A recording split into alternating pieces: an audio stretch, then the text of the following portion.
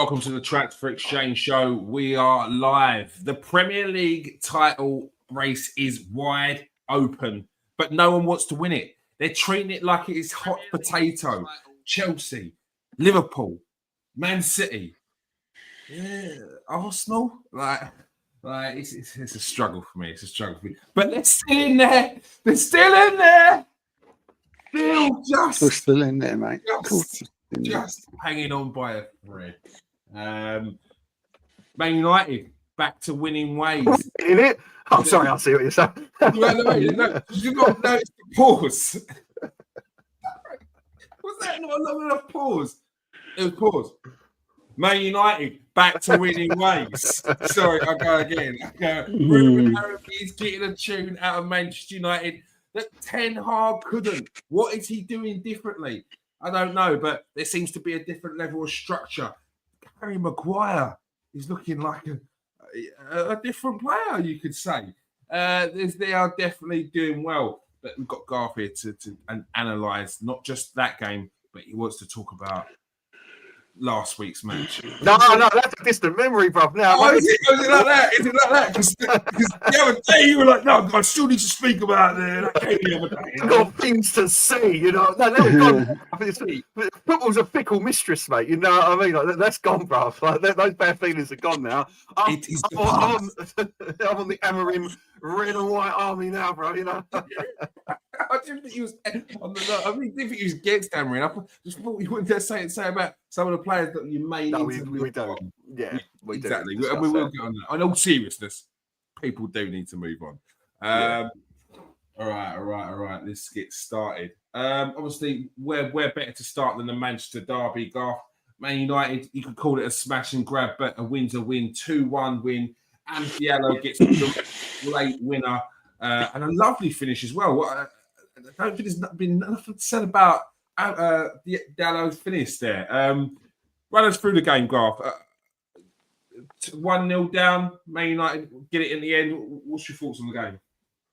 The game itself was one of the worst games of football I've seen in a while. Like, that was dead ball, mate. Absolute mid-off, you know what I mean? As Alex said in the credit, like, it was a dead game of football, man. Until listen, Man City got people say lucky, but you've got to be in the right position. You've got to get your head on it. You've got to put it in some fair plays. You know what I mean?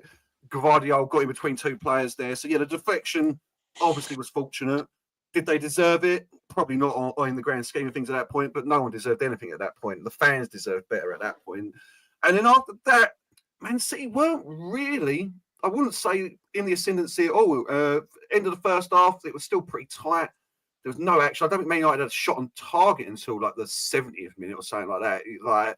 So yeah, absolute awful game of football to start. But then, yeah, it's the result that matters. I mean, have you both seen the penalty? Because that's one of the most ridiculous challenges I've seen in a long time in the box from Nunez. The Nunez. Yeah. I mean, the penalty he gave away, shocking decision.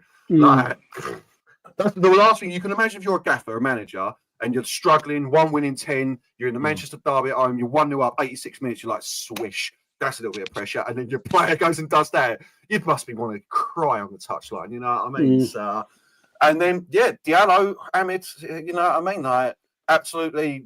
I mean, it was a lovely ball from Martinez. There's no two ways about that, which is what he was brought in to do. I know yourself, Keir's had some questions about him recently. Everyone has. He has not been performing well, but a lovely pass through the middle. And then everything from Diallo, mate, just done absolutely wonders. Knocks it over the goalkeeper's head, and then lovely composed finish. Yeah. I think that's what, like, it's not a wonder finish. I saw someone trying to mug me off on Twitter about it. I'm like, it's not a wonder finish. It's just a composed finish. Like, you've got to be good to do that. And was it Diaz on the line? Like, he's trying to back it out, obviously. We're just sort of trying to, but because of the pace they were running at, because of all of it, and the finish it was like it just eluded them. Like, they've gone to swimming past. It's a good finish. You can't take anything away from it, and you can't overanalyze it by going, oh, well, the player should have got it, or it wasn't. It didn't get a good touch on it, which meant it. Like, you can't. You just got to take what it is. And it was a lovely finish, lovely touch over the goalkeeper's head, and lovely. Yeah. And you asked at the start here, what's the difference? Well, I'll tell you one of the differences, mate. He's playing Ahmed. I mean, me, Steve, yourself. I mean, obviously, you two brought me onto him in the first place before we signed him. And then we got him, and it was nothing but hype. I couldn't believe it. I was like, oh my God, this kid's going to be something special. What is it, 4 years later? He's finally getting his shoots. You know what I mean? I don't, like, there are reasons. Rangers, Sunderland, you know what I mean? Done well at Sunderland. Didn't get minutes. Like, it's crazy that no one wanted to play him before. With, like, if people at our level know how talented this kid is, just through watching a few highlights and reading like coaches' reports on him, then I don't know what's going on that training pitch for Ten Hag not to play him. Listen, obviously, friends of the show have said things like there's a hierarchy. You know what I mean? Like after he was brought in, we brought Sancho, we brought Anthony, this and that. That argument seems to be blown out of the water by the fact that Aaron's turned up and gone, no, see you later, Rashford. See you later. Like, see you later, lads. Like, this is the kid. So, yeah, dead game of football. Man United weren't great. Man City are, I mean, they're a shadow of their former selves at the moment. There's no two ways about it. As we're analysing the game, there ain't much to analyse, mate. There really ain't, because it was all full football. Like the amount of misplaced passes, the this, the that. I will say one thing, though. Have you seen the tackle on... Was it? I forget who it was now, but that should have been a penalty in the first half, with the leg come across, and they had Mike Dean in the commentary booth, and he was like, "Yeah, not in a game like this, you can't get a penalty for that." Oh yeah, I did see that. I did see that. Not in a game like this. What are you talking about, bro? That was Neville that said it. Yeah. I mean, it's a penalty. Anyway, that's a penalty. So there's rules for one and rules for another. Then, in other words, crazy. It felt like that, man. I don't want to be a conspiracy theorist, you know what I mean? But that felt like a bit of Man City favouritism right there. So, yeah. All in all, historic win for Man United for Amorim. First game, first derby, at Manchester. Got the win on the board. Desperately needed that win as well. Man United, in the grand scheme of things, if we had lost, that's 3 on the bounce. We've lost in the league under Amorim already, and it's lingering down. Like we're one defeat away from a relegation battle if we lose that one. Like obviously we're not, but you know what I mean. We're down there. Like I think I sent you the message. Like I'm looking around, like, I'm seeing a man like Ipswich down here next to me. I'm seeing what's going on? Seeing man like Bournemouth around me. Like what's going on here? Like what are these Brenners? I feel like right round here. Like, what's going on there? So, yeah, awful game of football, but the win is the most important thing. And I was honestly elated to see Pep absolutely devastated at the end. It's just nice to, you know what I mean? Like, did you boys hear his presser? I don't know if we're going to get into that at all, but did you hear it? I didn't see it. I heard about it. Took the blame, didn't he, or something like that? Yeah, maybe I'm not good enough. Like, I can't do it anymore. He's very self-deprecating. No, you shit. Get out of the league. Like that. He takes a lot on his shoulders, and he probably beats himself up. Well, literally does beat himself up. We've seen. I think he was just deflecting, wasn't he? He was just deflecting. Yeah. It's what he's doing, but it's just nice to see him like that. To be quite honest, Before I pass it, before I pass it over, it's been about someone in pain. I think we're all enjoying it. It's just nice to see him. Like he was speaking like he's in a good place. Like it's just nice to see him on his knees. That's maybe like the claps of the Man City fans overnight. Well, not overnight. It's been like they've gone. Yeah, but they still on about their 4. You know, their 4 peats, and they've won this. It don't matter. It's what you are now. Do you know what I mean? And, And it's worrying, but it's been quiet. I mean, I haven't been catching up, but you know, due just sort of seeing things out of corner of eyes and seeing Manchester City fans talk, and it's sort of gone from here, you know, right down to here now, where the actual sort of slating off of the players just gone. He's just gone like, well, hold on a minute. I heard Pep to go. Like, come on, that's just silly, isn't it? Out of it's Pep. 1 and 2, like he kind of has one of them. Yeah, I'm leaving clauses. It's like you don't sack me clause. It's like he's got one of them. There ain't no one else about clause. That's what he's got. Who's going to take over the clause? Go to the comment section there. Tell you Inzaghi, so and so, Nagelsmann. You're like, really? You rate Pep that low, and you say kind of comparing to Nagelsmann? No, come on, man. I mean, to be fair, listen, I feel it's a bit like I don't know what they're expecting, like Man City fans, to win forever, like literally just to win forever. They can't, because Man City will be back. Rodri will be back next year. They're going to invest in the transfer market. They will be back, so that's why it's nice to see it at the moment. You've got to take it. You know what I mean? While the sun's shining, you get it. You do, and I hope. Look, we hope it ends till the end of the season. This is coming from a fan's point of view, not the host. This is coming from fans. But I hope it ends till the end of the season. Maybe not even get Champions League football, because I didn't have a problem with Man City until I started hearing some of their fans talk, and it was a bit too much for me to handle. Do you know what I mean? Especially when strikers talking about stay humble, and I've got Man City fans telling me about where's your fall, Pete? Where's your Champions League, mate? And I'm just like, whoa, pause. Don't get me involved. What's Champions League for Arsenal? I hate that. We spoke about this the other day. Yeah. But they do this. Last thing though, Maguire, man. Yeah. Everything I've ever said about Maguire, I think you can go back and watch videos about him when I've been talking about him. I think we always caveated it with, if he's in a free, that'll work for him nicely. He'll be solid in a free. Yeah, and listen, I've been one of his biggest detractors. I still think he's liable to a mistake, but in a free, he's solid in a free, because he hasn't got to take on that role of being the leader at the back. You know what I mean? So yeah, and listen, people are getting a bit out of their box about him getting off a new contract. People just don't look at the grand picture. At the moment, Man United have got as centre backs Euro, De Ligt, Martinez as our first three, you presume, when Euro starts taking it, and then you've got Lindelof, Maguire, and Evans, and all three of them I think are out of contract at the end of the year. Yeah. So he's a top professional as well, Garth. You know, whatever you say about him, do you know what I mean? Whether you like him or whether you don't like him, he's someone that, you know, if you can get something out of, and then he's good to have around. And like I said, he's a top professional. You know, he's not done everything. Do you know? He's not someone who's won loads, but yeah, he's been around the England circuit. He's good with the youngsters, and when he's called upon, I'm not saying he's a starter every week, but when he's called upon, for me, he's always, you know, done his bit. But yeah. He is liable to a mistake. That is the only problem with him. Definitely. His concentration does go at points, 100%. But listen, I agree with you entirely. Great professional, and there's no, especially if he's going to take reduced wages as well, because he's on 200. If he's going to drop that down to 160, 150, you know what I mean, which is what I'm hearing. He's going to take them. Listen, sweet, 2-year deal, 3-year deal. Yeah. Keep him to his 33, 34. Would you reduce your wages to stay at Man United? I reckon I would. Yeah, especially if you know he's 31. Who I think it's more. Listen, if he had options where other people were willing to pay him 210 grand a week, obviously not. But wherever he goes from here, he's getting 150, 160. You know what I mean? So yeah, I think you've also got to look at it as, where are you going?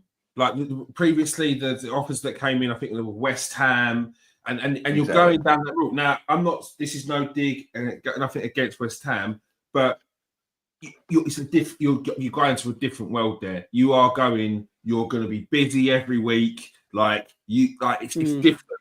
Like with Man United, I agree. I think if I'm Harry Maguire, I'm staying at Man United. I think I'm signing a new contract, and you know your role now. As long as you know your position, if he knows he's getting that 25, 30 games a season, I don't think he's going to make There's no rush. I don't think he'll sign a new. I mean, I don't know this. I've got no inside information on this, but he's got an option on top of the end of this one. So I think what they'll probably do, similar to Heung-min Son, they'll trigger that option. Yeah. See how he does next season, and then maybe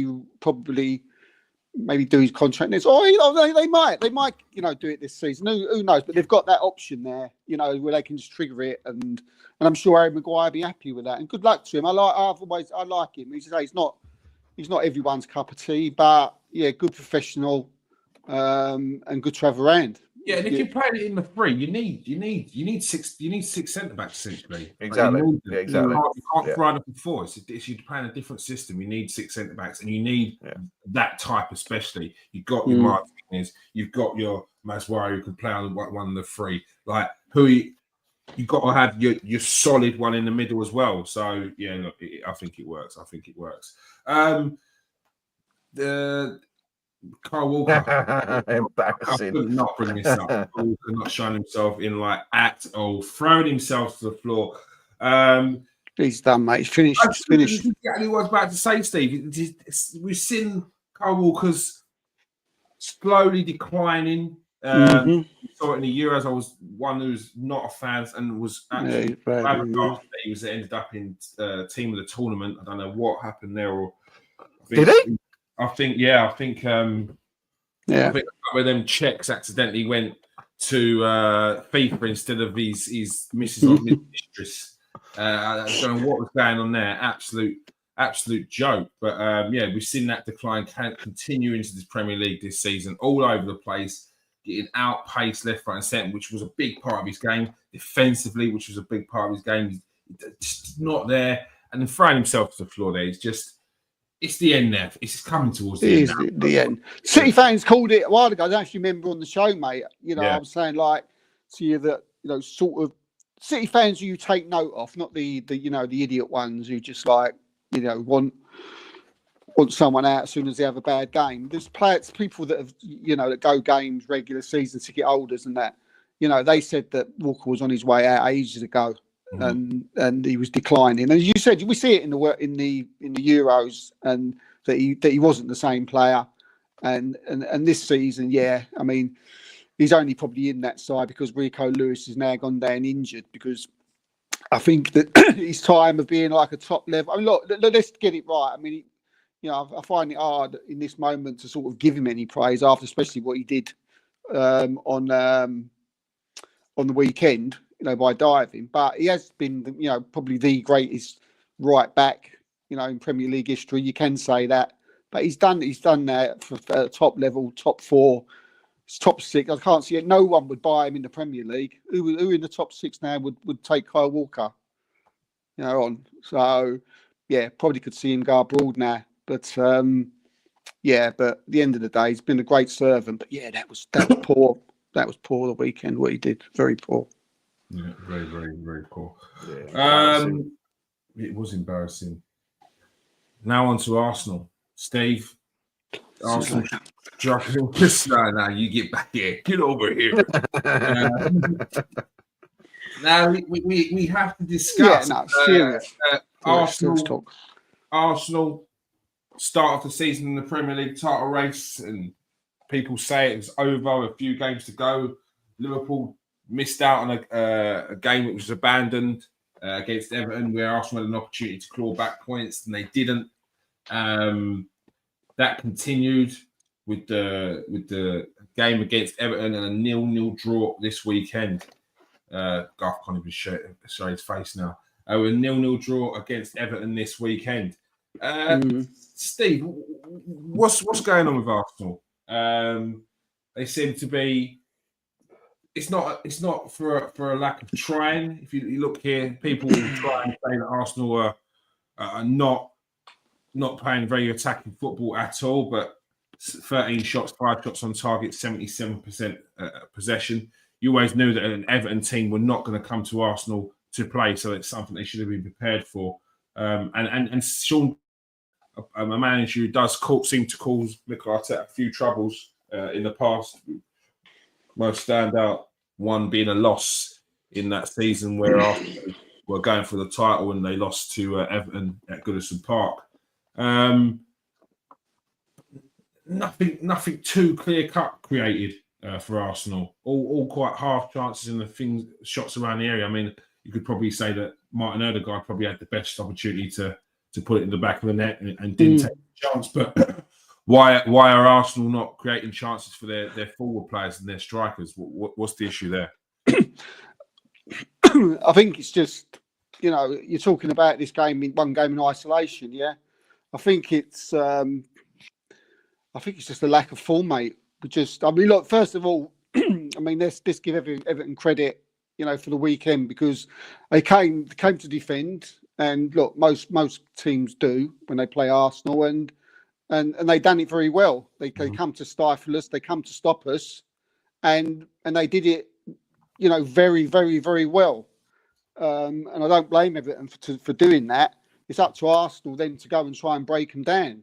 Mm-hmm. And we just didn't have any on this day. We didn't have any quality at all in the final third, and we wasn't able to break them down. We didn't look like breaking them down. I know we had the Odegaard chances, which he should have put away. I think he had 3 chances that he missed. But other than that, there wasn't any sort of threat from anywhere. Saka was probably our biggest threat. He was doing his stuff on the wing. He probably was our best player. Martinelli was just, oh God, you know. We're gonna get on to that in a sec. All right, yeah. So there was nothing coming down the left at all. Trossard came on; he was just as bad, you know, or he never give us any. It didn't look like there was something there was something missing. You know, we had the chance to go closer to Liverpool. You know, normally Everton's a game we can win, but and it was at home, and there was just nothing. There was nothing. It was poor. It lacked quality. There was nothing from nowhere. Rice was off it. There was nothing coming in from the midfield. Odegaard didn't have a good game. You know, it was one of these poor games. None of it's because he's tired and he's just had a baby, and I don't know what it is. The last couple of games he hasn't been great, to be fair to Martin. But then again, you know, we can forgive him.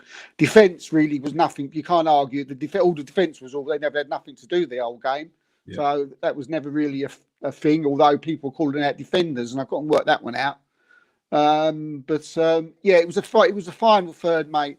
There was this lack. It's like we've got stuck in third gear at the minute, and we've not come out of it. And there's something missing. I think, you know, normally when Arsenal start bad, you normally can bring players on from the bench. We normally got like Trossard come on. You've got Jesus comes on the bench. You've got players who came on the bench, but at the moment the players on the bench are coming on, and they're not influencing the game one little bit. They're not doing nothing. Normally you would get Trossard on, you go, right, Trossard's coming on here, lovely. So-and-so's coming on here. We can do this. We can do that. They're coming on. They're just as bad as the players that are been left on the pitch. I can't work out the substitutions. That baffled me a bit. Why we brought off Rice? Why we brought off Odegaard when we needed a goal? I know Rice. They said that Rice was feeling something. Yeah. I still think we should have kept Odegaard on the pitch. Really pissed off about that fans are getting back on them where he's back. I can't. It's just. We'll get on in a bit. Okay, mate. Yeah. So, but it was slow. It was. Yeah. I know. It wasn't great at all, mate. Segment, because I know Garth's got a few things to say about Kobe Mainoo as well. Yeah, it wasn't great, mate. It wasn't great. It wasn't great at all. It was lackluster. It was slow. We didn't look like winning the game. We never looked like scoring a goal. Mm-hmm. They totally nullified us, and we Arsenal got to change. Arsenal got to start stepping into gears. There is gears to step up. Yeah, because we've seen this team play in four. I think we're in third gear at the minute. I think there's still two more gears. Whether we'll go up into those gears, that's another question. But we need. But we need to. We're stuck in third. There's no. We have to. You have to. If we go 4-5, then watch out. But third, the worry I've got at the moment is that we're stuck in third, and I'm not seeing I'm not seeing this going into fourth and into fifth at this minute in time as I speak. So, but we need to do that. We need to find those two extra levels to pop up into over, especially like we've got winnable games coming up. We need to do it now. I mean, this run of games that we seem to be slipping up on were the run of winnable games, and it couldn't have come at a better time when Liverpool seemed to be slipping up. Like Man City have fallen off a cliff. Like this should have been our run of games, which is the most frustrating thing because people will probably look at these fixtures and thinking, "Okay, we had our hardest fixtures." That's why all the talk at the start of the season about we've played this game. Liverpool have only played this. It makes no difference. Liverpool dropping points to Fulham, Arsenal dropping points to Fulham. It's like it's all over the place. The thing is, sorry, mate. The thing is, mate, it's the draws. It's the draws. So when you look at the draw, I mean, look, I'm someone who we do need a striker. That's whether it's someone to help Havertz out to come in, be a bit more leaf. I totally agree. And I think when you look at the league table, you look at it. And you see that Arsenal got like 6 draws to Liverpool's like 3 or 2. Yeah, but we still only lost 1 game less than Liverpool. We've lost 2, they've lost 1. So you look at that and you think there's a fine line, there's a very fine margin here. It's those draws that you just need to turn those draws into wins, and then you're doing what you're doing was last season. But you need to find that extra bit, and that's why I feel we need to do something in the transfer window. Yeah, well good luck there in January. But Liverpool's margin is Mohamed Salah, and we ain't going to find a Mohamed Salah in a January transfer window. Arsenal at the moment. Do you need? I'm sorry to cut back in again. Because you've got Saka, you've got all of that. Like when we were talking, because I was going to ask this to you boys. Like, the running games you've got should be easy, but it seems like you're struggling to break down lesser teams at the moment. Is it a worry that you haven't scored from open play in 3 games, and now you've got Brentford, Palace coming up, teams that are notoriously hard to break through? Like, do you just need to go and get a £10 million striker, someone who leads that line? We need something, Garth. We need something. We need something. We need something extra. Whether it's someone like look, if we go back to the last season and from January up until the end of the season last season, and everybody was on form, then you think, well, maybe we probably wouldn't need someone now, or you would want someone, but you wouldn't be as desperate, But at the moment, it's like we're struggling to score on the pitch, like you said. We're struggling when players come on. They're not helping either. But am I struck from open play? Not really, mate, because we scored 3 against Monaco. Yeah. So it's not like there's a gap. It's just like I know you say with the Monaco game. That's why it's a Premier League though. That's what I mean. Like it just like these teams. As a Man United, I know Man United at the moment it's notoriously hard for us to break teams down. Like we've got strikers. I just meant more. Let me rephrase it. Does your system allow? Does Mikel Arteta's system allow for just to have a striker up there? And it sounds like a Wout Weghorst, target man. Yeah, it does, but I don't think we scored 91 goals. I know what you mean. I know what you mean. Yeah, I think Arsenal need something a bit different. Like I think the Wout Weghorst probably sits more into the category of the Kai Havertz. I think you need someone who's got a bit of doggedness, pace about him, just a bit of a street player. I'm going to say like a Luis Suarez, but let's not get in. Someone like a South American striker who will just dog someone in the corners, get on someone there, just be relentless. He might not even get loads of goals, but he's causing trouble, which then brings other players. And I think we need that in general as something different to what we have. Exactly. It feels like what we even linked with is the same with the same. But my major concern, which I've noticed, and it seems to be in the games where Miko Moreno's playing. This is not anything against Miko Moreno because I actually like him. I think he's looking good. I think that he's a danger in the box. He seems to always be there and about positionally. But I think we lack the pace. We are lacking the pace in that middle when he's playing. Now, whether that's Rice or that's him, we have played better when Thomas Partey's played in that middle this season. He's been one of our best midfielders this season. And on the turn, the transitional play, he is quicker than all of them. Now, we're not talking about who's going to run faster in the 100-meter dash. No, we're talking about on the turn, he is quicker. That's how he plays. That was always his game. On the half turn, on the pivot. Hit the ball, he's moving to Martin Ødegaard. With everyone else, it seems to be touch, pass, sideways, touch, pass. It could be forward. It's not about sideways, but they need the touch and then the turn. He will do it on the turn. And if we've not got a player, Jorginho's not going to do it. Moreno's not going to do it. Rice isn't going to do it. So this is why I keep saying, just go back to basics. Partey in the middle is working. While he's fit, for me, he has to play. Yeah. Now, going forward, that's where we're not in a great bit of form at the moment. Martinelli's off form. Trossard's off form. Kai Havertz, I don't know. I can't really say he's off form. I just don't think he's getting too much to the ball and he's just not really involved in it. And Saka is the only one that seems to inform, so we're leaning on Saka. Martin Ødegaard, I just think it's a case of the guy was out for a month and a half.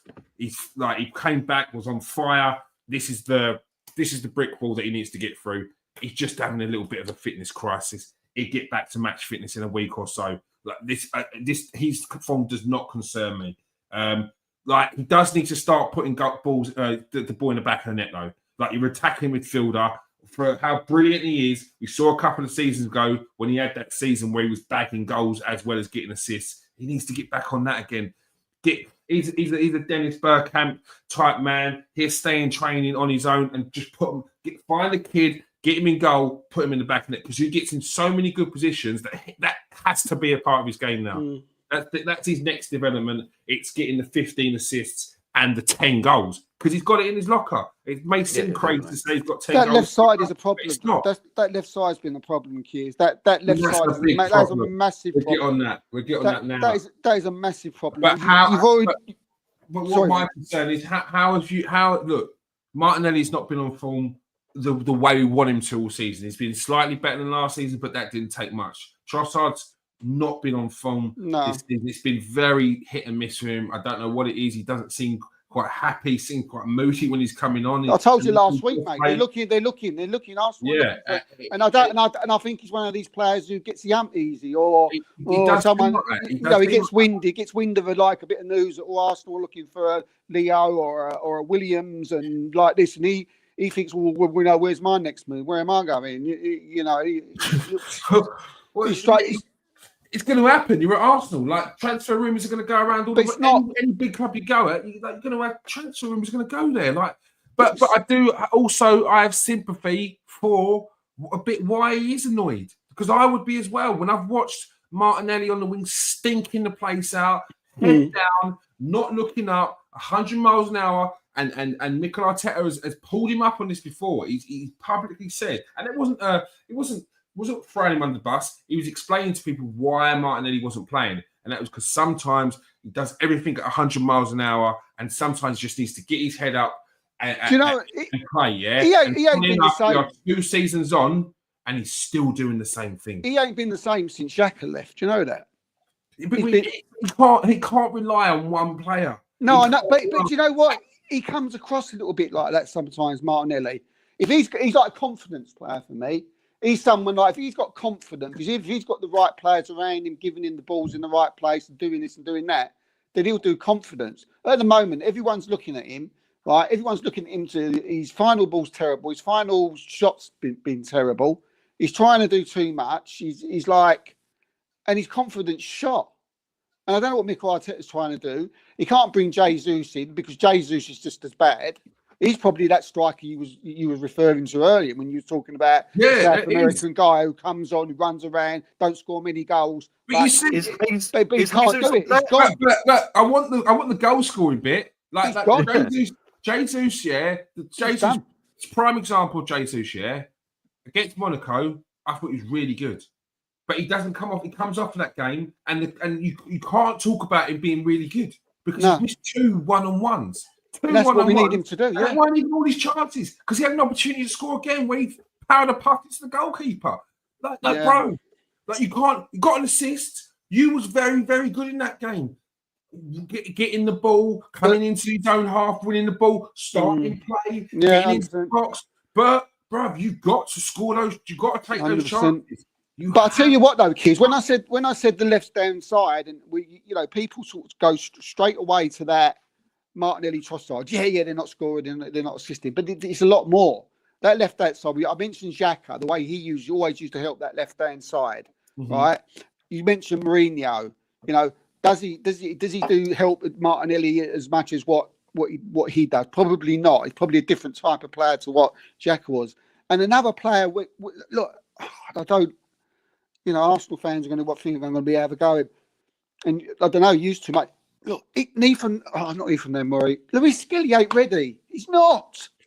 He's not ready. You can tell a mile off he ain't ready.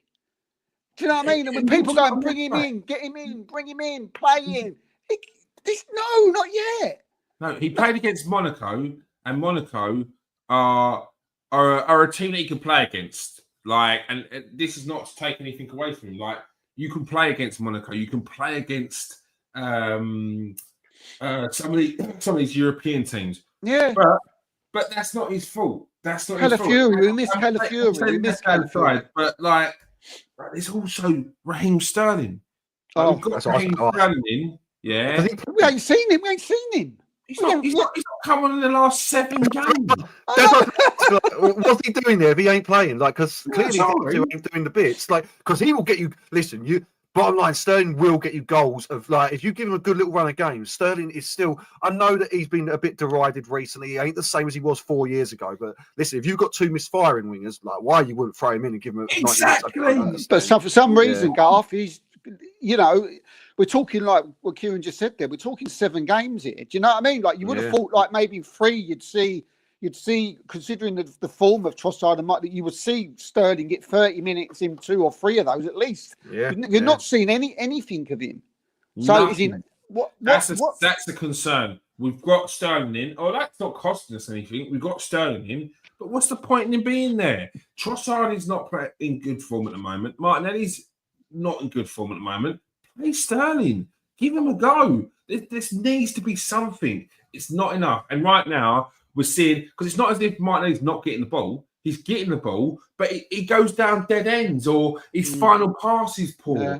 Like it used to be, if Martinelli got the ball, you knew he was getting past that fullback. He was cutting in, and he was either going to get on goal and shoot, or he was going to cut it back for an assist. That is his game. Perfect it. You don't really need to add too much more than that. Yeah. Again, it's like Jesus keys. It's not for the lack of trying. I can see him trying. I can see him like doing his hardest. He's not like, you can't come off the pitch and say, "Oh, you never even tried, Gab. You never, you wasn't." He's doing everything he can. Nothing's coming off. He is just a player who, for some reason, has been bang out of form for a good year and a bit now. Yeah. And, can I ask maybe a question? And it's not meant to enrage. It's not trolling. Did he just have one good season, Martinelli? Because I'm looking at his stats, and apart from that one season, the other 4, his numbers ain't great at all. Like they're really not. He's only ever hit double figures once for you, and his assists. He's only ever got 18 assists in his entire career at Arsenal. So is it a bit like Rashford, who had one great season and got everyone hyped up about him, and he just isn't as good as you may have thought? And that's not a ridiculous thing to say. Where's that mean when I need it? Like that, it's not a ridiculous thing to say. Do you know what I think? Do you know what I think, Garth? What I think? I mean, I mentioned last week, we're talking about Jesus and Zinchenko, and I think that there's times with players, no matter how much you love them, no matter how good they've done, no matter what they've been part of getting you where you want to be, there may be coming to a time, but when you need to get on to that next level and go up that extra step, that you are not the player to go to take you to that next level. So, and hence Jesus, he came in, he took us to Champions League, was outstanding. We thought we was all like, thank you, Jesus, for doing this. Zinchenko, the same, you was unbelievable that season. Do you know what I mean? Thank you so much. You got us to where we needed to be. And maybe now Martinelli is someone who has give us all he's got. He's had some good seasons, and he's now at the season where now Arsenal's next step is, right, we want to go as far as we can to the Champions League, semi-finals, finals, and we want to win that title. Maybe you're just a little bit off that, mate. And we need to replay. Maybe you need to. I don't. That may be it, mate. So you have got a good. Saying what you're saying, it's not bad. That's me talking on Twitter for too much. The defense, like, don't jump on me. Like, I'm just asking a question. No, it makes there's a reason. You can see that. That may be the reason why. Good. Yeah, we've seen enough of Martinelli to see what have you got in your locker. Even if what's your ceiling, and if you was to get the best out of him with what he's got in his locker, is that good enough for Arsenal? Maybe. I think even if you had his best attributes and he was consistent at that, I still think it's a limited player. I still think maybe in a different league, it's a different question. But in the Premier League, he needs more than that, because these fullbacks will have his number. If you're talking about pace and power, these fullbacks have got that. And they're clever now. Like, these fullbacks were midfielders and wingers. They know what you can do. Like, getting your head down and trying to run past someone is a Adama Traore tactics, and we're better than that. And Martinelli should be better than that as well. And what he's been doing over the last year and a half now has led me to believe I don't think he's got much more in his locker. And that's not to say he's a bad player, because I think, as I said to you the other day, I think if he goes to someone like a Bayern Munich or Borussia Dortmund, I think he tears up the Bundesliga and he becomes a better player at what he's doing. But I still think that's a limited player. And in the Premier League, you need more than that. It's similar to an Anthony Gordon, isn't he? The closest sort of type of player. Someone who hugs the touchline, someone who causes problems, who you look at. It sounds crazy to say that Anthony Gordon's got more flair than a Brazilian Martinelli. Like, I feel so bad. I feel really weird, like having to go at him because. But it's not. I think we're just being honest. I think it's what I said. And we're not slating him. This is a constructive, criticism. This is a fair debate. Yeah. Is he good enough to take Arsenal to win this Premier League? Maybe can't not. hang your hat on him. Maybe not. The way we're playing, you need 15 goals from the wingers to win this league. He ain't got that. He ain't got that. Don't help having Saka on the other side ripping up as well, showing what it could be on the. You know, I mean, don't. And not being funny. Stan's mentality is what I mean. Yeah. For what Arteta wants in this team, which is your forward 10. Yeah, is someone who brings players into play, gets assists. Yes, he gets goals, but it's not that his game. Essentially, what Klopp was doing with Mane and Salah, and then the Firmino. Like, you're not getting anything from the left-hand side. You've got to get two players combined to get even close to what you would have got out of Mane, and it's not going to work. What I will say, as good as Saka is, he does on that right-hand side. He has had over the years, over the seasons. This season, he has had Ben White. He has had Julian Timber, recently. He has had Odegaard, who's predominantly right-hand side, to do all the business with. Martinelli has only had at his best season, Garth. So as I'm about to say this, I'm thinking this is even more reason why I'm thinking that it might be that one season. Who knows? Is that at his best, he had Zinchenko at his best on that left as a left back. He had Xhaka, who played predominantly left side, like Odegaard played right side, and Martinelli. So he had what Saka had. At the moment, if you're asking Martinelli to be that one-man band, which he really is at the minute, maybe, and that's probably why Arteta brought Calafiori in, because he goes into that inverted left-hand side midfield role, and maybe he was the guy that, because we've seen Calafiori be further up the pitch, we see him against Man City when he scored that goal next to Martinelli. I think that's it, but asking Martinelli to do that on his own, he can't. But Rice last season predominantly got pushed up on that left for me to support Martinelli. So 100%. He had the Martin Odegaard that Saka had. And what did he do with it? Like we changing our play to suit you. Yes, it may have been easy with Xhaka, but that's life, right? It's life. What happens when Xhaka ain't playing, even like last season? Like, that's it. Like, you can't rely on one player. And when you do get those opportunities, what are you doing with it? Because it's not like he's not getting. It's a lack of opportunities. He's getting the ball. This is what frustrates me. It's head down. Oh, I didn't get past the man. Oh, I got past the man. Ball into the air. Ball gone way past the back post. I think with Fan Martinelli's look, he might come back, do the business again. Great, hope he does. Fingers crossed, touch wood. But I think we've sort of like sitting there, already found Martinelli's best league and his club for him. I think I think by a Leverkusen with Xhaka in the Bundesliga. You'll be flying, I think, The problem is he's at that age, isn't it? It's an awful age because he's 23.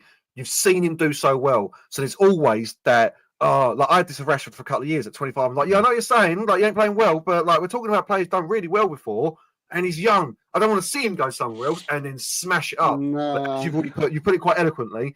You're at that stage now, Arsenal. You're pushing for Champions League. You're pushing for titles. You've just got to take that risk and get in. Like, go and get a Leao. Go and get a Nico Williams, and just like that. Listen, Fergie. I hate to bring him up, obviously, but he was the best at that. The moment a player wasn't doing it for him anymore, see you later, mate. Like, and I think Arteta. I don't think Arteta will think twice about. Exactly. He's done it with Ramsdale. He's done it with Ben White. He's done it with Zinchenko. He's done it in the midfield. He's done it with Jesus. He's not. he hasn't got no friends there. I think if money was no object, and we would have had two different players in the left hand position and up front this season. I think there would have been Sesko would have been done, and I think that Nico Williams been done. Like if they like in the summer, I don't think Sesko just wanted to come. I think it was just like I think he just didn't. Another year in Germany. Yeah, he didn't want to play. He just didn't want to have that at the time. He was just, yeah. It's all a bit disjointed at the minute. Arteta's got to make. It is. We're at that stage. But to say these things are over, they're far from over. 6 point lead with Liverpool ahead. Chelsea 3 points ahead. It's very much. And I will state, mate. Arsenal play before Liverpool next weekend, so we could be 3 points behind them. Oh God! I'm not sure I need that. I'm not sure I need that. Oh God! Can you imagine the meltdown if we don't win? Like, God. And it's Crystal Palace away. Yeah, Palace away. That's any given Sunday. They can turn up. Sometimes I know. Sometimes you smash 5-0. Yeah, you smash up 4-5-0. Sometimes you go to Palace. Who did they play this week? Brighton, didn't they? Yeah, they won, didn't they? They were. I was watching that game. I was watching it, and I was thinking, just typical, isn't it? Look at you, Crystal Palace coming into some form now, smashing Brighton at home. You've got on the League Cup on the Wednesday, and then you've got on at the weekends. So, but Palace smashed Brighton up, didn't they? I thought it was more than 1-0. 3-1, was it? 3-1. And from the highlights away, and from the highlights I watched and the report I read, it was like they played exceptionally well. I watched the whole game. They were brilliant. It don't matter, because that don't mean nothing, because next game they can be absolutely terrible. They're an awful team to play. Smashing it in the second half of last season. They looked absolutely unreal in the start. Yeah, they looked a bit like that again. Weren't it? Mateta had that goal scorer.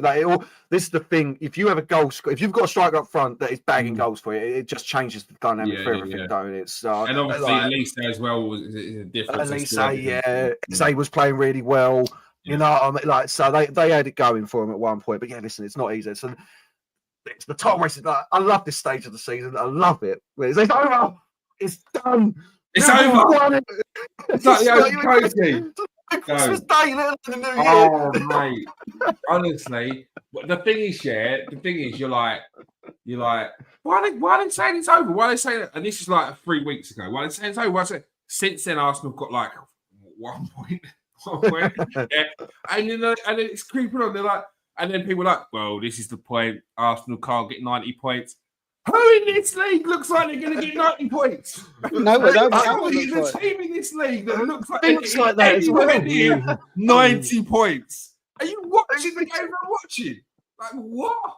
Liverpool drew 2 to Fulham. I mean, it's like, you know what's going to happen. You know what's going to happen. If Spurs got a result against Liverpool playing Spurs away the weekend, so Spurs could easily get a result. You know Spurs, don't you? You just don't know what Spurs are going to turn up. They beat City 4-0. You just don't know. They could get a draw or a win. Arsenal go to Crystal Palace before. We're talking could be 3 points, 4 points behind again. Do you know what I mean? And then everybody who was saying Arsenal are out the title, they'll be back on their podcast saying, Arsenal are in it, 4 points. Oh, for fuck's sake. We wasn't in it or out of it either way last week or this week. It's just, come on, man. But another team... There's a positive way to look at it as well, is like, every team's going to have a bad spell. You're going through it at the same time Liverpool are, so you're not dropping points to them, which is that's a positive way to look at it, at least. I mean, I know, listen, when they drop points, you need to win. I get it, but everyone's going to have their bad spells. So as long as you're not dropping, as long as they're not extending that lead over you, the title race is still fully, it's still fully open. Listen, anyone can win it. I was just say anyone can win it from this stage. Chelsea, even Man City, even Chelsea. Great caveat into this one, guys. Chelsea, who are bang on form. Their fans will tell you that they're not in a title race, but 3 points behind Liverpool will tell you different. This man, Nicholas Jackson, a man who was getting ridiculed last season and being compared and laughed at in comparisons to Didier Drogba. Well, it's not. You can't compare him to Didier Drogba. It's not really fair to do that. But Didier Drogba didn't have the greatest first season, if you actually remember, which most people probably don't.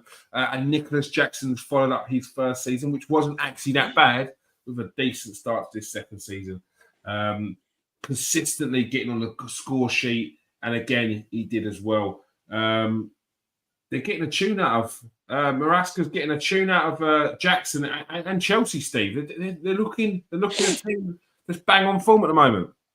Yeah, look, fair play to Chelsea. You know, I mean, and fair play to Nicholas Jackson, and fair play to Maresca. Who I hate to, sort of start praising anything to do with Chelsea, but mate, I'm with you. But I think it's mainly their fans. Do you know what I mean? I just can't stand anything. Oh no, it's the club. But yeah, carry on. Well, yeah. but I actually like a few of their players. But I think especially I like the manager. I like him. Really like him. There's this little breed. We was talking about like how Pep's gone and Klopp's gone, and there'll never be another Pep and another Klopp.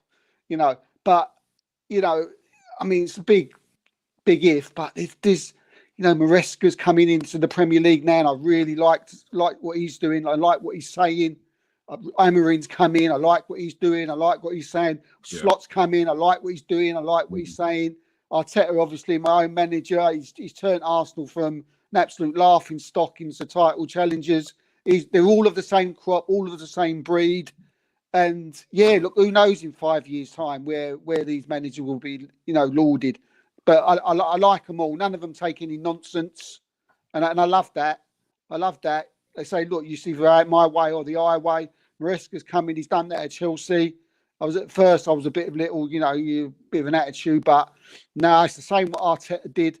Amorim's doing the same at Manchester United. Look, if you don't like it, you can go and do one. If you don't like being dropped, you can go and do one. If you don't do it my way, you can go and do one. And I love that about you. And I love it. And yeah, look, I'm even getting that little bit of, not too much sort of loving them too much, but I like that about managers. It makes me like their team more. And yeah, and Manchester United, I think, yeah, they've got the right man in here. He reminds me a lot of Arteta. I'm going off thingy, and off subject, way off subject, but he reminds me a lot. The way he came in, got wrongs at the club. I want you out. You're going out. Stripped aside. Come in. Get the fan base back on. Or to be fair, United fans always been pretty good. But yeah, I like him a lot. But Chelsea have been good. They've been good. And yeah, the only thing with Chelsea, we talk about them title and in the title race. I get the feeling that at this moment in time that Chelsea, will they go any better than what they are? At the minute, they look really good. Do you know what I mean? They're at that level. I think, wow, you keep going on like this. If Liverpool and Arsenal don't step up another gear, you might even win it. But I feel that like Chelsea haven't got really much more to go up. I think they're really good at what they're doing. Don't get me wrong. Yeah. But I still think Liverpool and Arsenal have got gears in them. But like I said earlier, especially Arsenal. Whether you slip into them gears and and Chelsea could stay where they are, continue what they're doing, playing good football, and end up nicking it. But yeah, I like what they're doing. And fair play to them. Yeah, Maresca impressing you next, Garth? Oh, listen, yeah, I've got to take my medicine. I think a few of us at the start of the season were like, who's this geezer? Have a laugh. Again, the caveat to that was, I think we all agreed with what I said at the top, which is, if he can get that squad working, they've got a magnificent It was a squad, big if at the time, wasn't it? It was a big if because I didn't know anything about him. You know what I mean? Really, obviously, especially when he first came in, he bought Kieran Dewsbury Hall, and I'm like, what is going on here, boy? They're now looking to sell. So yeah, they are. Yeah, that was a ridiculous sign at the time, but mate, he's got that team working. I think. The saying that this is one of the things I like on when I play Championship Manager, when you're in the Conference League and you're playing Noah and beating them 8-0, and you're playing Shamrock Rovers and beating them 8-0. Breeds that confidence in the team as well, you know what I mean? And listen, he's got, like you say, Steve. He's come in. He said what's what. You know what I mean? The players he's told outright that they're not they're not part of his plans. Which is both. I do think it's both. It's great as long as you get it right. And it's brave, but it can also backfire dramatically on you. If you say to a player like Sterling, we don't need you, bruv. Even though Sterling is we don't. Like, it reminded me of the Aubameyang Ozil thing, Garth, when Arteta came in. He was like, yeah, it was like you're out. But I think they didn't have as much of the setting. He didn't have as much of the setting at Chelsea as they did at Arsenal. Yeah, like it just feels. It just feels. I know exactly what you mean. Like I get it. Like what obviously Amorim's. I see what you. With Amorim, with Rashford and guy show. Yeah.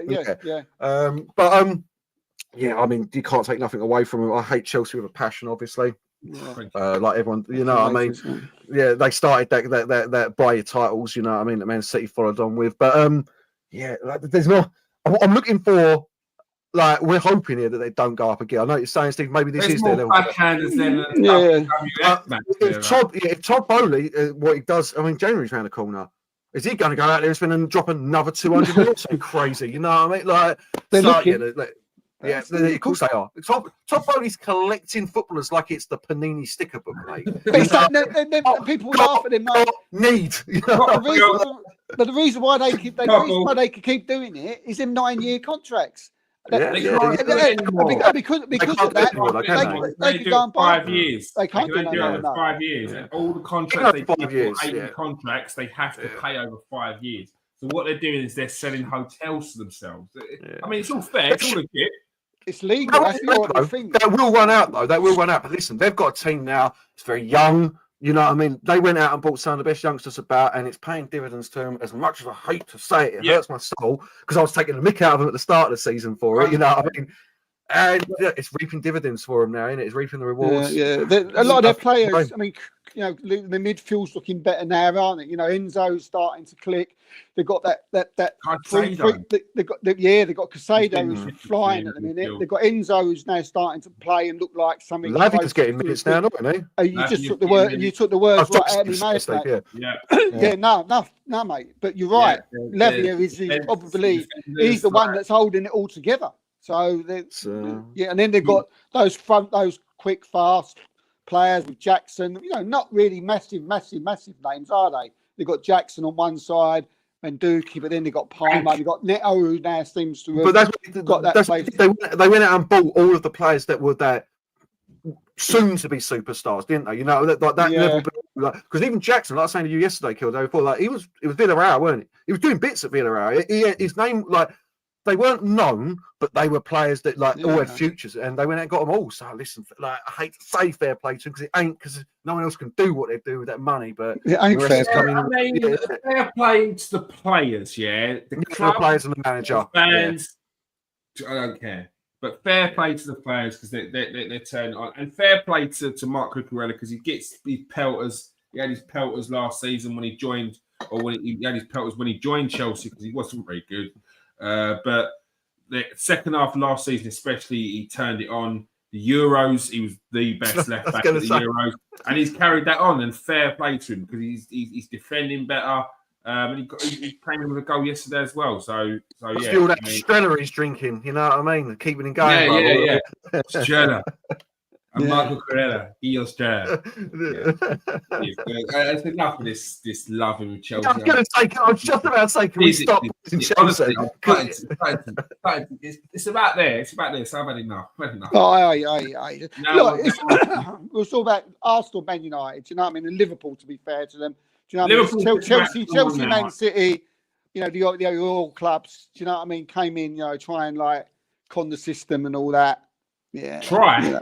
I mean, I can try. They've done it, Steve. They've done it. Yeah. Chelsea, between Man United, Man City, and Chelsea, they've done pretty well. They've done pretty well. Chelsea, sorry, I'm just looking at, like, they've got a run as well.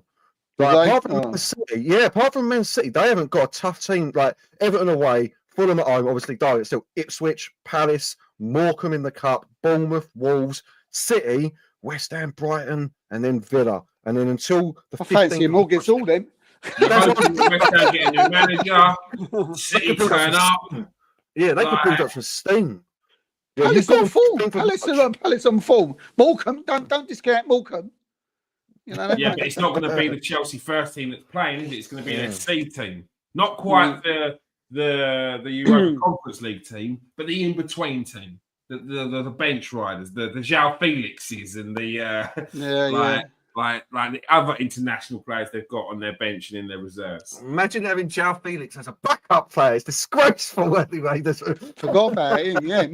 This is why we're sitting here lauding Chelsea about how good they are, but they are able to have a João Felix on the bench.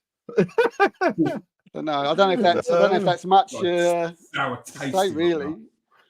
Yeah, so I mean, the value of him, obviously, you know, I mean, that game went for 112 mil, whatever it was, when 112 mil was outrageous prices for players when he went to Atletico. I mean, Madrid, what's going to happen with Madrid now? I mean, Madrid. There's got to be a player in there. Yeah, I think there is.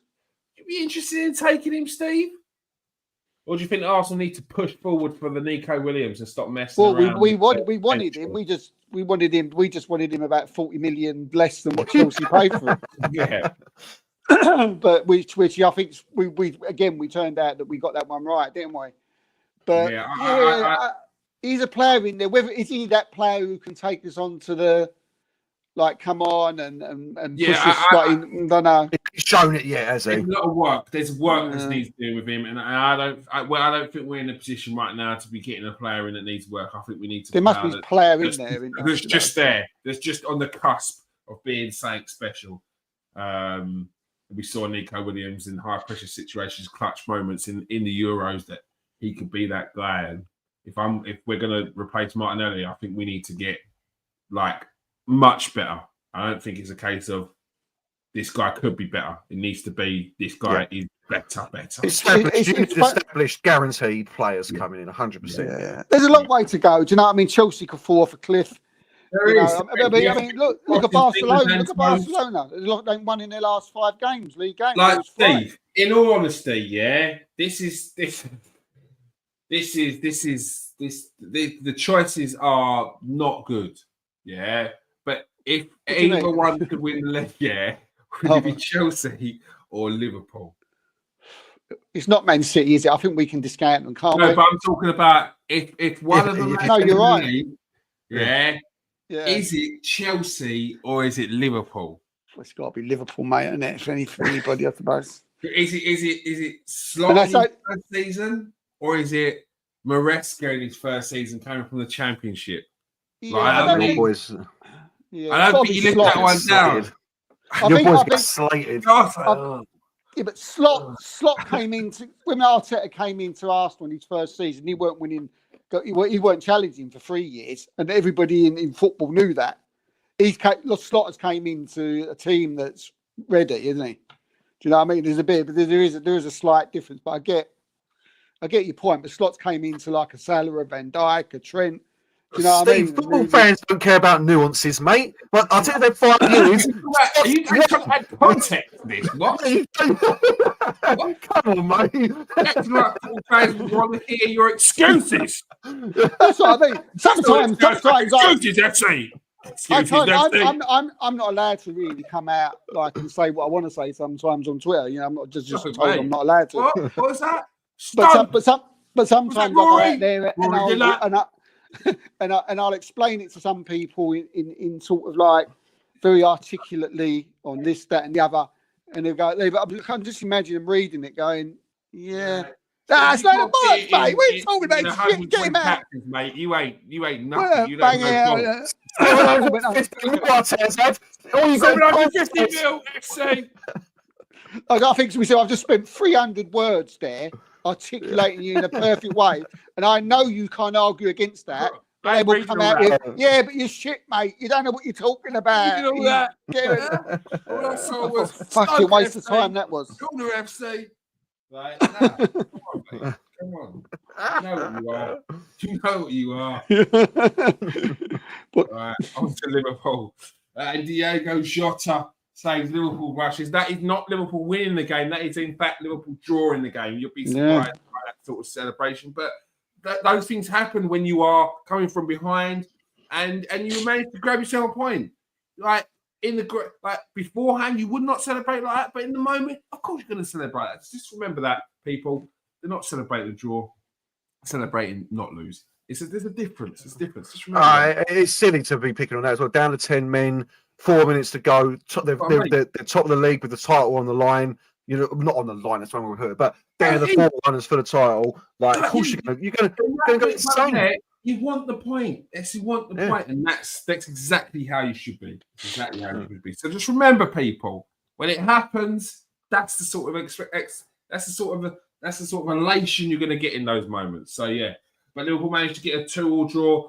But this first goal, ex-Man United player could have been written in the stars there, scoring a lovely goal by Pereira.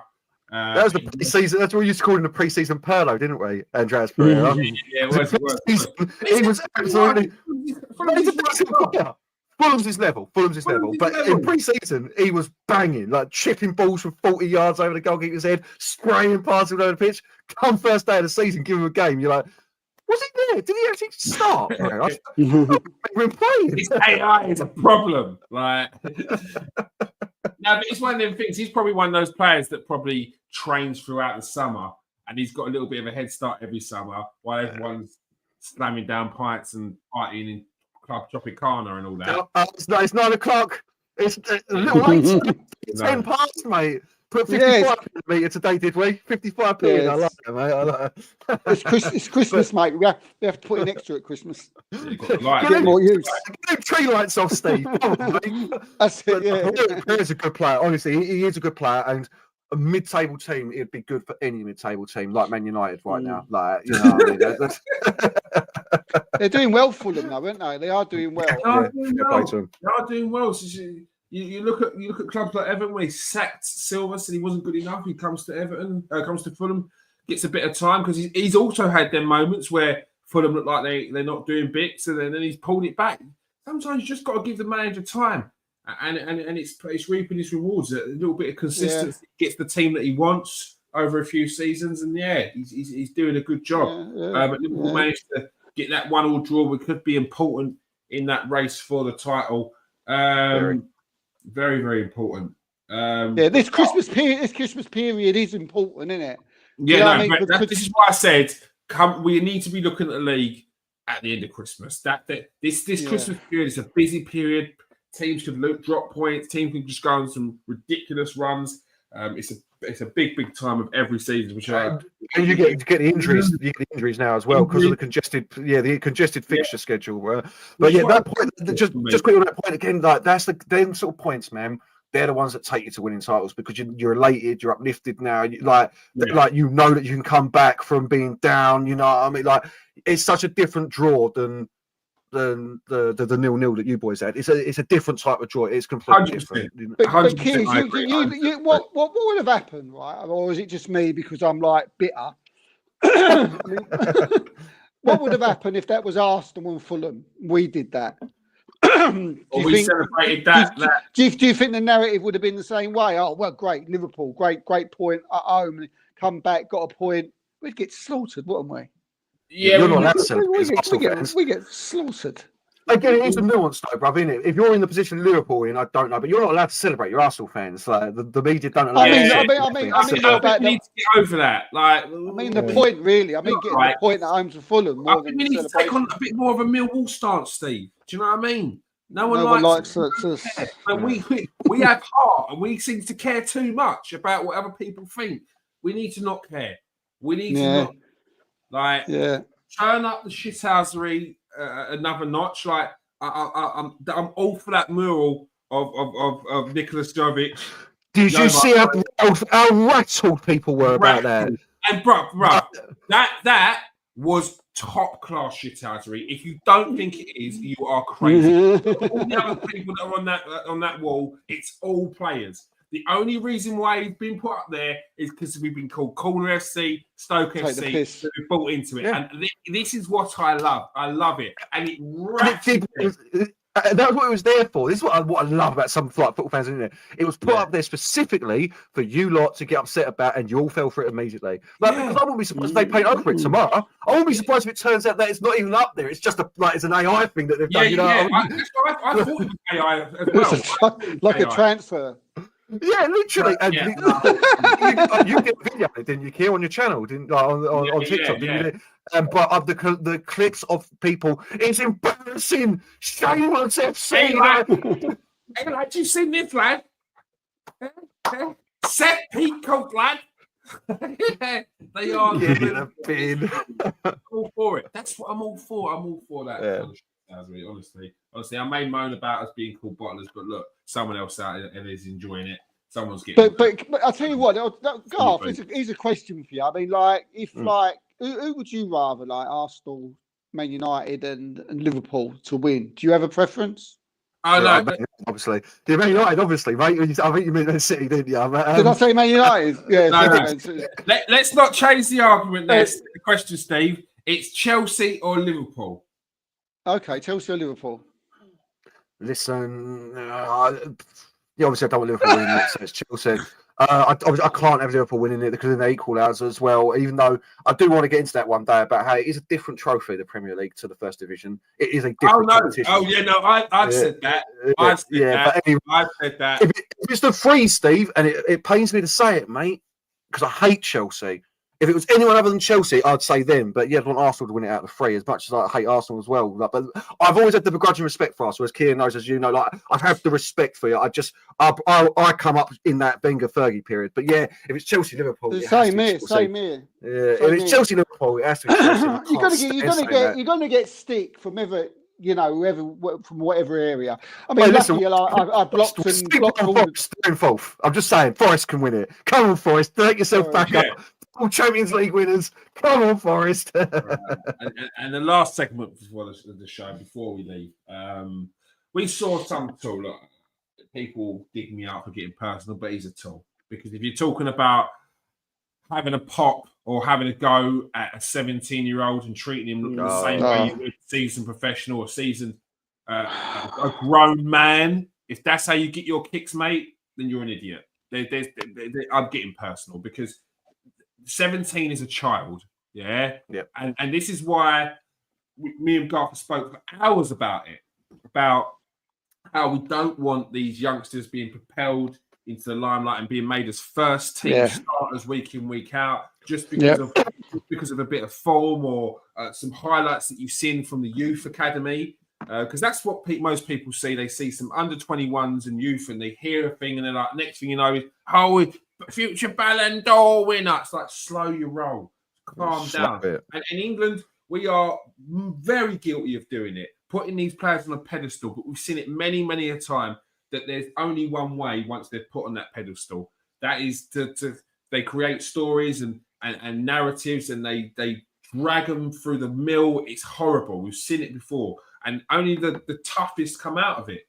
People like Wayne Rooney, people like Cristiano Ronaldo come out of it. You can't expect that of everyone else. So we need to protect these players. So when you're saying, no, we should be protecting, yes, we should be protecting these players. Is that the ATV dude? No. Like, well, do you know it's because he needs to be called out because that was ridiculous from him. Like, he's funny enough. He's Gunnar Lee. It's not Lee Gunnar. It's Gunnar Lee. Behave yourself. Yeah. What idiot statement. No, if he's going to play, he needs to. Like, we praise him when he does well. He needs to be whatever he's like. Or what do you say? He needs to be put in his place when he's playing. No, bruv. Absolutely not. This is sorry, I've just jumped in here. This is exactly what I didn't want. You know, when me and you talk about Kobe Mano, Steve. And I was like, I just don't want him in the team right now because we're so bad at the moment that Man United fans are starving for someone, and they are going to be like, he's our saviour. And the moment he has a bad game, boom, it happened immediately. Or maybe he ain't the man. And I mean, listen, 17 years old, there are only a few players. You've named two that turned into literal world-class players, Rooney and Ronaldo. And even Rooney a little bit different actually because he was a grown-ass man, but even Ronaldo.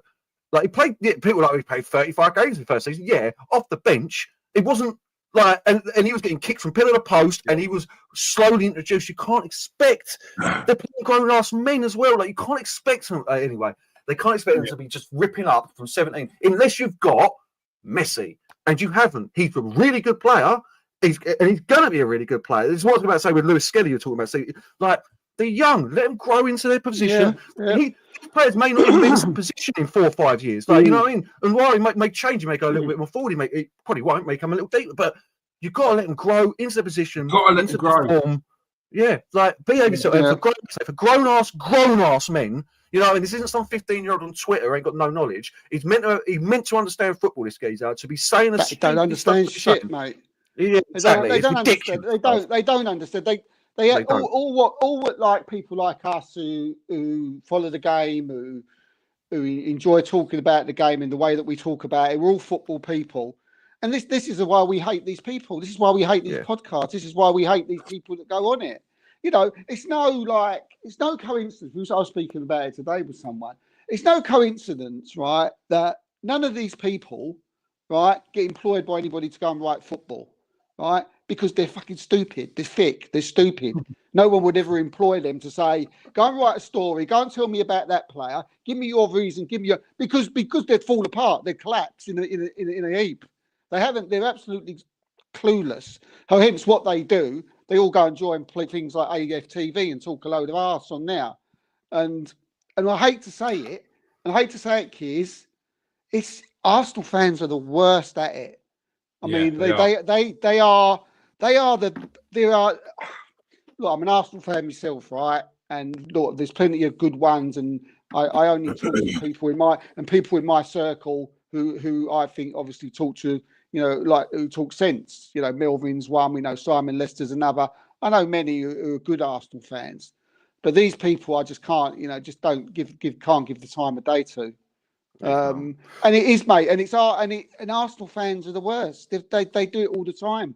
As soon as it has spread into everyone else, Steve. Honestly, man, like it used to be like that, but that has spread into every other fan base. Like where people are getting clicks and views on it. And can I just sorry to break in? Can I just quickly say because I don't usually think James is very good, but that James on AFTV, the kid that wears glasses, usually.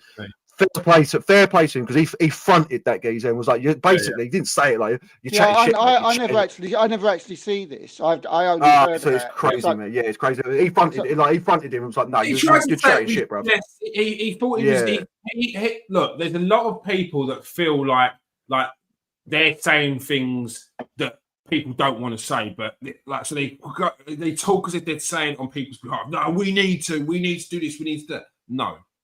And the reason why you don't berate a 17-year-old because they need to have that freedom. They need to feel confident in a completely different setting to what they've grown up in for the last 6 or 7 years in the youth teams and the under 21s, where they feel comfortable enough to be put in this position when they're in the first team. They need to then come into the men's team, where the team that they look up to, and they need to have that freedom to then develop the same way they have in the youth team. And by having fans get on their backs and say we need to treat them like the other grown men in the team, you are not going to do that. They will tighten up and they will not play with that freedom. When we talk about that youthful exuberance, that freedom that people play with, it's that. Do you think Kobe Mainoo comes into this team if he has Man United fans digging him out every touch? Do you think he has that? Plays with that level of freedom that he did last season? No, he doesn't. Yeah, last year, if then he was sitting in school taking his exams. Yeah, I mean, where is the sense in that? Where it's not. There's no sense. And to back here and your point, the problem you've got is in this country specifically, and it's all fan bases. Every youth player is the next Jamal.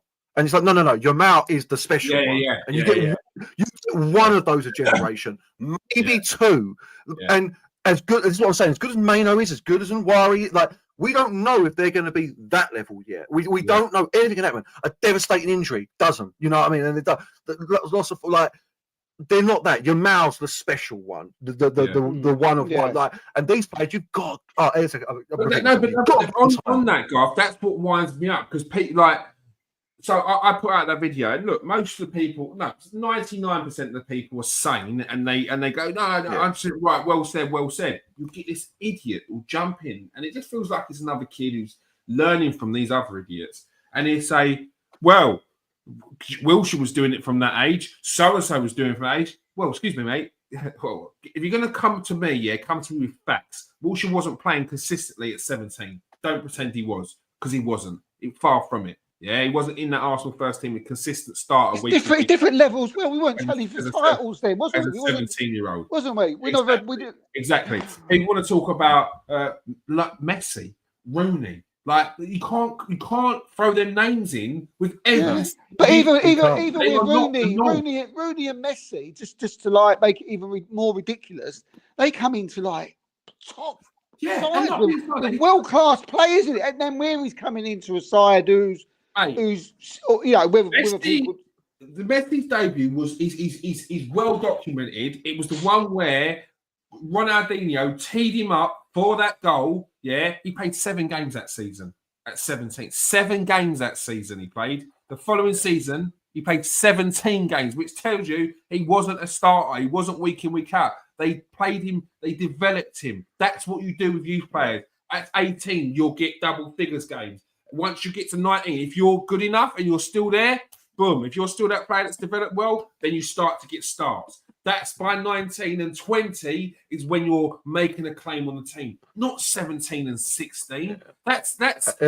Rooney was very different as well. He was a grown-ass man at 16. Yeah, I already had one in Nigerian passports. You know what I mean? Like they're talking about. You know what I mean? Hairs on his chest and coming out of his shirt at 16. He was bald. He was balding at 16. You know what I mean? So yeah. Like, it's crazy. It's crazy. Even Ronaldo, it is well known now that Manchester United really wanted him to stay at Sporting for another season. And it isn't just because he ripped us up in that friendly. It's because you boys were all over him. Newcastle were over him. Same with Rooney. Same with Rooney. Same with Rooney. The only reason we bought Rooney when we did is because Newcastle put a bid in for him. Yeah. You've got to give him the time. You've got to give him the time, lads. For all the people that say just ignore them, I'm sorry, I can't ignore them no more. Can't ignore them no more, because if you ignore these people, it gives them that confidence that what they've said is the truth. You've got to shut these people down before it starts to spread like wildfire, and then we've got these kids that think, do you know what? I followed it for Ethan Wanyeri. I know this one, and these kids some of these kids are psychos that are on Twitter. Like, they will find out where he lives and send him letters. Like, we don't need that in his life. We don't need that. Yeah, but these people, no matter how much you tell them, no matter how much you'd explain it in an articulate way where most people know you're right. Certain people, it will never go in. It just doesn't go in. It goes in. It just have to do it a different way.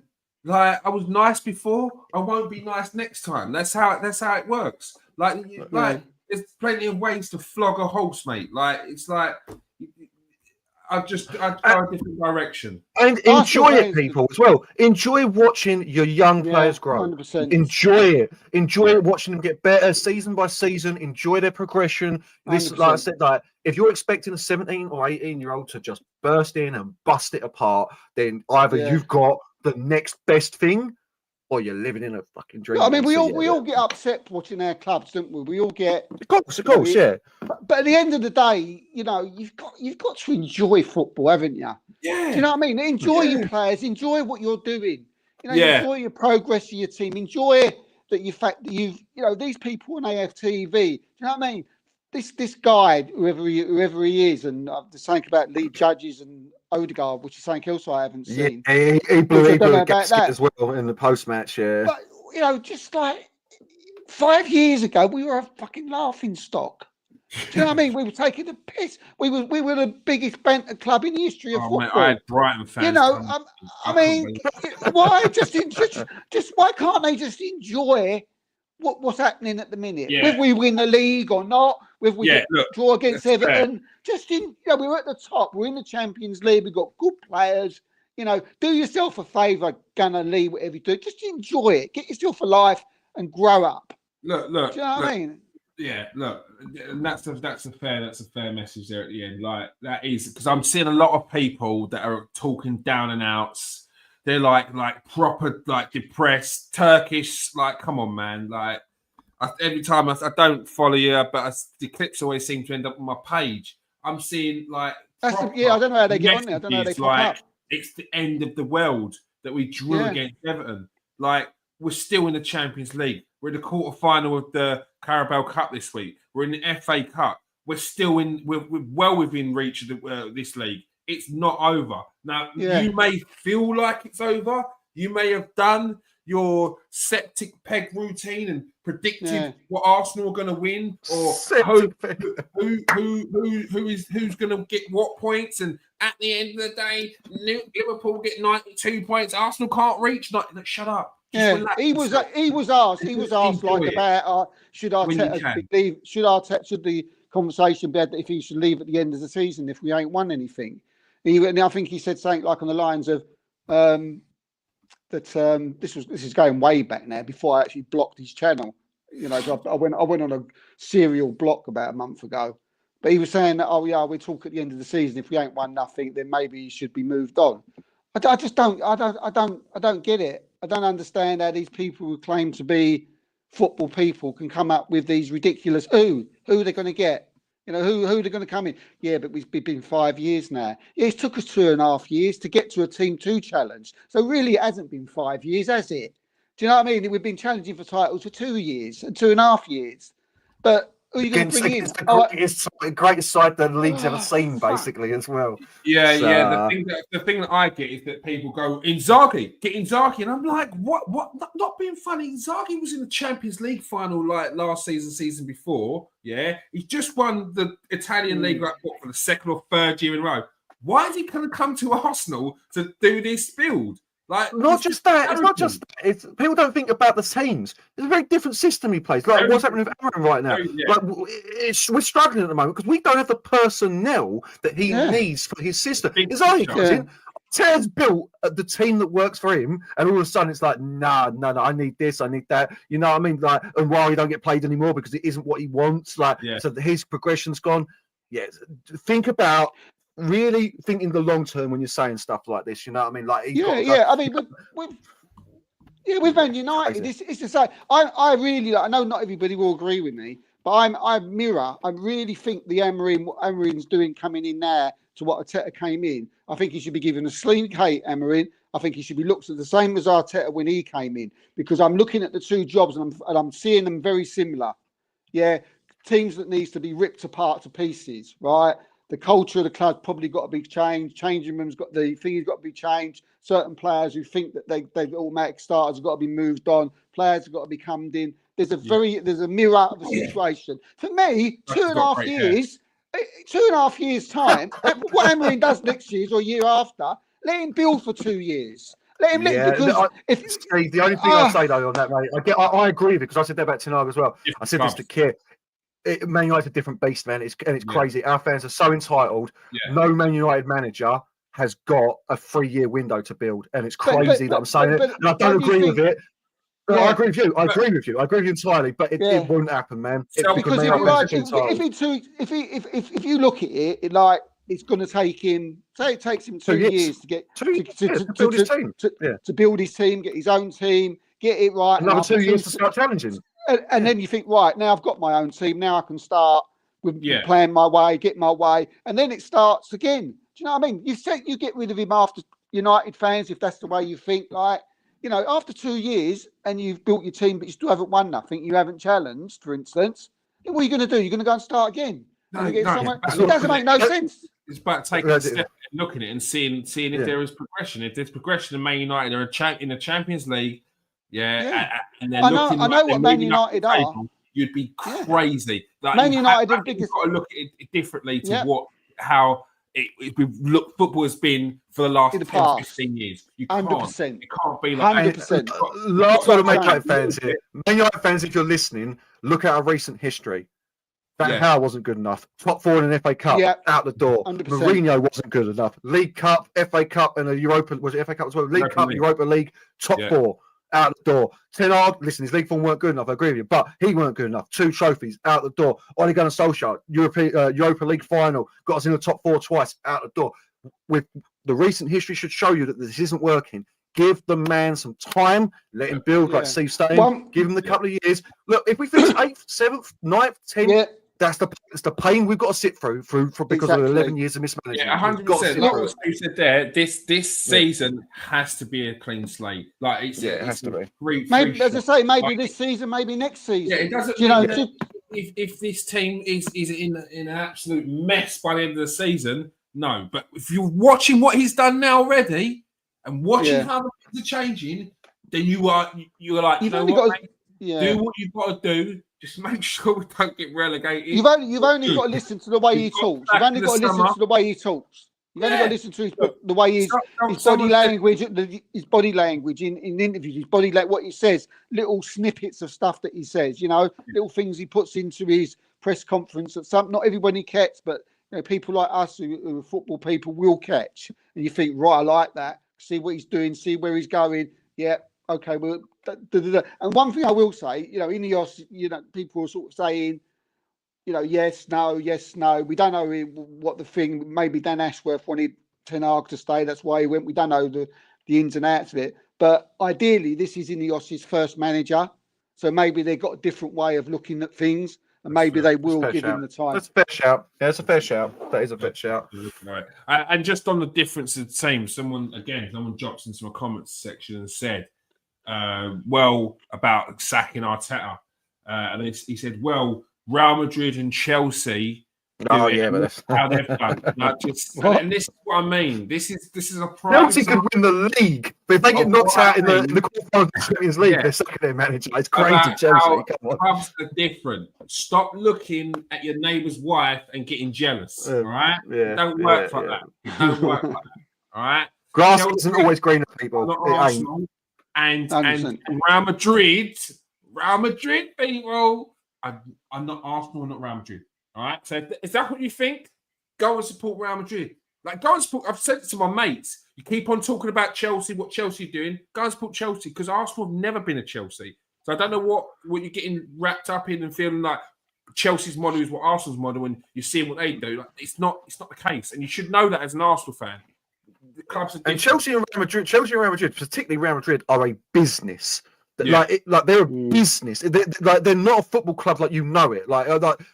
Everything that they do revolves around making sure the name Real Madrid stays Real Madrid. It's not about so that's why they sack managers like it's no man's business. And then you look at what they've got. They bring back Ancelotti. They bring him back after 3 years after time as well because they've been very well. Yeah. Anyway, ridiculous. A lot of clubs are like that these days. A lot of clubs are just business. I mean, the biggest one that we don't really talk about on the Big Six because I don't know, they're probably not worth it. But Tottenham, I mean, they're the Big Six. I knew you were going to say Tottenham.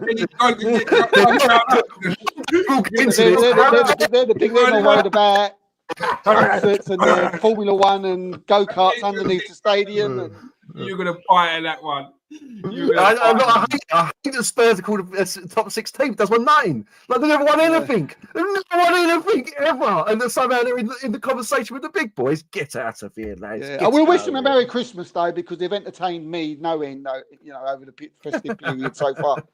It's just who we are, mate. It's just who we are. It's who we are. It's who we are, mate. As long as I'm here, mate. On that note, that's all we have time for tonight. Thank you very much. Gone well over again. Is what it is. It's Christmas. Call it Christmas special. Thanks for joining us tonight, Garth.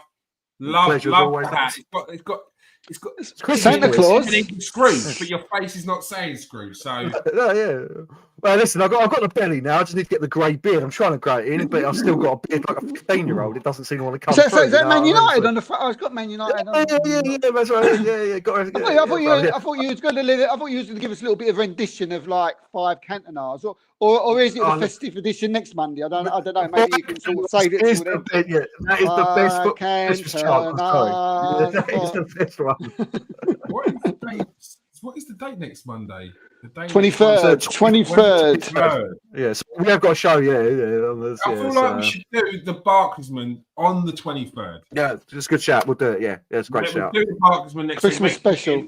Get involved. Get in the comment section. Make sure you get your Barkersman, or tell us that we're picking the wrong players. Get involved and let us know. Yeah. Thank you for joining us. Chris. Yep. Cheers, mate. Pleasure. Enjoyed it. No worries. I would say a giveaway, but we've got no sponsors, so that would mean that the money's coming out of my own pocket. Yeah, that ain't happening. Humbug to you all. Right, on that note, peace out, people. Stay safe and wash your hands.